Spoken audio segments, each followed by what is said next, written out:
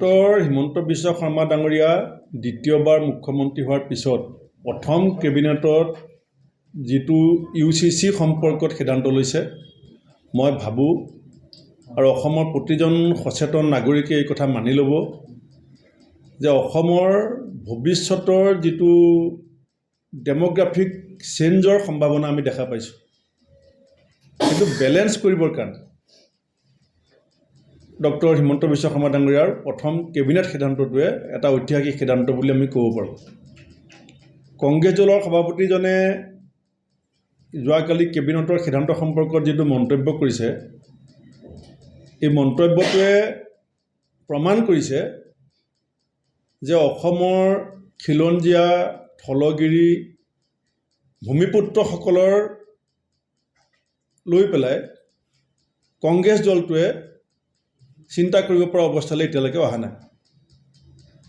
কাৰণ জনগাঁথনিৰ যিটো ব্যাপক পৰিৱৰ্তনৰ ইংগিত ইতিমধ্যে অসমত আমি দেখিবলৈ পাইছোঁ সেইটো নিয়ন্ত্ৰণ কৰাটো এখন দায়িত্বশীল চৰকাৰৰ প্ৰধান কৰ্তব্য।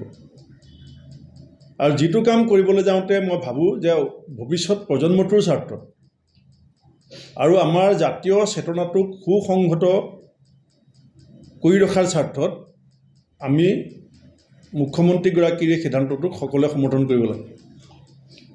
কিন্তু তাৰ পৰিৱৰ্তে APCC প্ৰেছিডেণ্টজনে যিকেইটা কথা কৈছে মই আগতে সেইকাৰণে কৈছিলোঁ যে তেওঁ অকল দলটোৰ ফেচ হিচাপে আছে।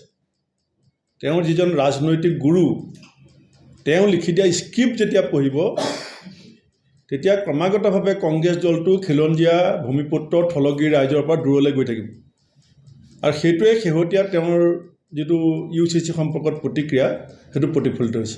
কালি তেওঁ কৈছে যে এইটো মানে প্ৰথম কথা তেওঁ এই কথাকেইটা কোৱাৰ আগত ভাবিব লাগিছিলে যে অসমৰ খিলঞ্জীয়া থলগিৰি ভূমিপুত্ৰসকলক সম্পৰ্কত কংগ্ৰেছ দলৰ বৰ্তমান স্থিতিটো কি। যিসকল আমি ভূমিপুত্ৰ বুলি কওঁ সেইসকলৰ সম্পৰ্কত কংগ্ৰেছ দলৰ স্থিতি আৰু অন্যান্যসকলৰ সম্পৰ্কত কংগ্ৰেছ দলৰ স্থিতি সেইটো চবেই জানে।